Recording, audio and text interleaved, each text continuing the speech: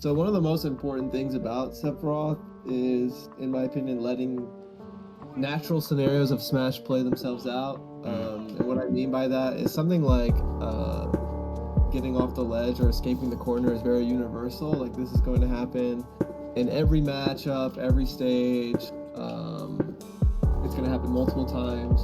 So one of the difficult things about Sephiroth is that his ledge trapping is actually probably some of the weakest in Ultimate in terms of like actually punishing the get-ups people are doing.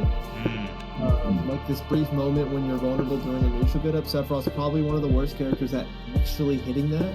Okay. But what he is good at is corner pressure because of his threat range.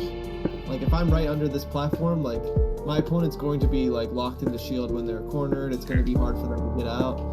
So if I'm so focused on the ledge trap, like if I do like 2 F tilts while my opponent's on the ledge and they just jump and go to this platform, now not only have I not successfully ledge trapped, I didn't get to be the corner scenario either.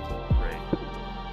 I find myself in that scenario sometimes too when I'm committed to the second F tilt and well they're already able to act like they're actionable above me.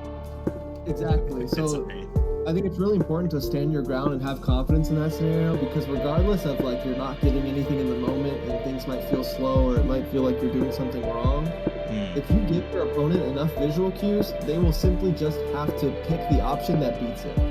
In a scenario where they shouldn't have that privilege, where they should have to work to get out of disadvantage. So you're almost like, if I'm understanding correctly, you kind of want to not play your hand. So like if I do this, they know to jump, kind of thing, right? Like you don't want to just put a hitbox. Exactly. So you want to be able to threaten the ledge trap in a way where you're not throwing away your frame advantage. Essentially, what I'm always trying to teach is that since these scenarios are universal and they will repeat themselves, you want to collect as much information as you can from your opponent. You know, what do they like to do off the ledge? When do they like to do it? If I give them certain visual cues, do they respond to them?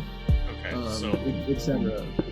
Visual cue, I'm assuming, is how do they treat this? How do they treat anything you can do that can prompts like a response of some sort. Priority of your corner pressure while still being a threat.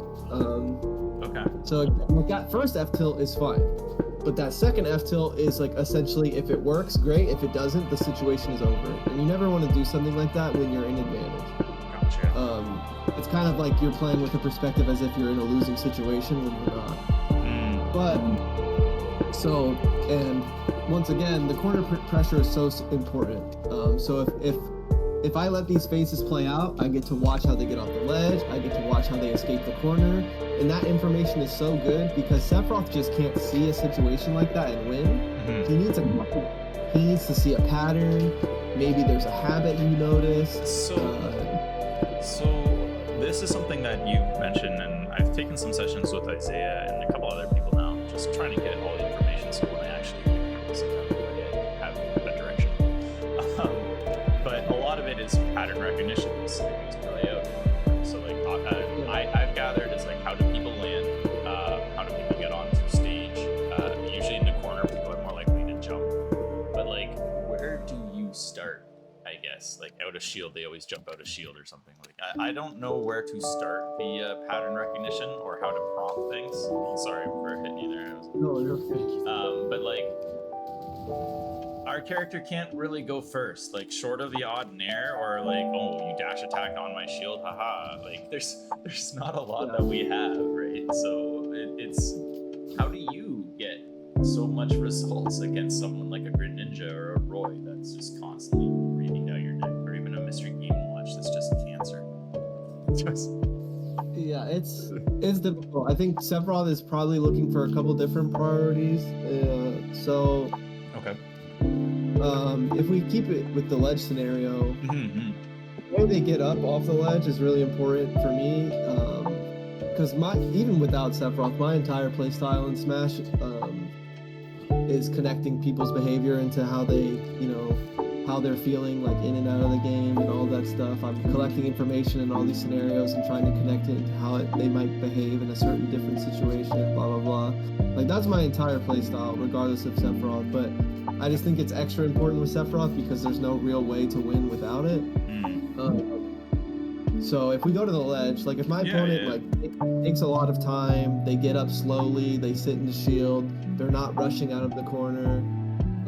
I connect that behavior into confidence, and they're not really afraid of anything at the moment.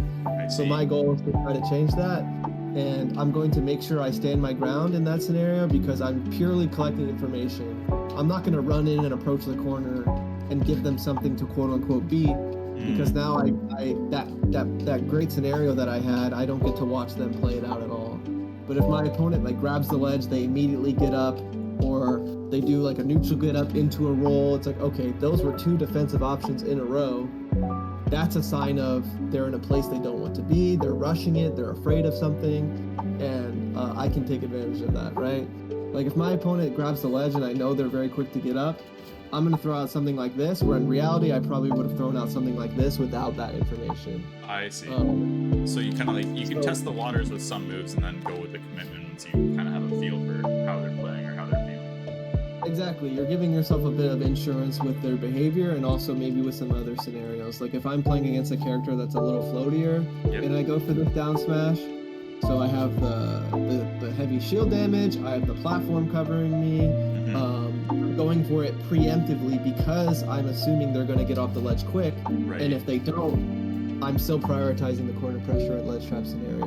Whereas comparing it to a scenario where they're on the ledge already and I go for this down smash, now I'm letting them get up, I'm letting them potentially even escape the corner, or if a character's fast enough, they might even hit me. Right. So the priorities definitely have to be in order.